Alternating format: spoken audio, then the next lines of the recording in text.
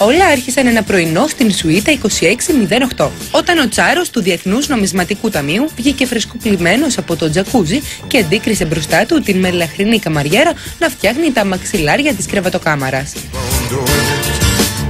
Στον ρόλο του μπερμπάντι πολιτικού. Εγώ θα κάνω έναν πολιτικό, δεν λέμε όνομα, ο οποίος δεν τρώει καν από τα προϊόντα. Μάρκος Εφεργλής και Βάνα Μπάρμπα ήρθαν κοντά για τις ανάγκες τηλεοπτικού σποτ. Μετά η καμαριέρα έκανε μήνυση στο πολιτικό. Εγώ θα του κάνω, ετοιμάζομαι. Η καμαριέρα Βάνα επιστράτευσε τα μεγάλα μέσα και έπεσε στο πεδίο μάχης. Έχετε πάρει τα μέτρα σας? Ναι, δεν τα έχω εδώ να σας τα δείξω. Τα έχω στην τσάντα μου και μέτρα όλων των ειδών και τις μεζούρες μεγάλες και τα μέτρα τα απλά. Την τραβάς από εδώ, και τις πρόχνεις και τις πρόχνεις προς τα πίσω και τις λες Το τέλο. άκου. Άκου. Στα γαλλικά.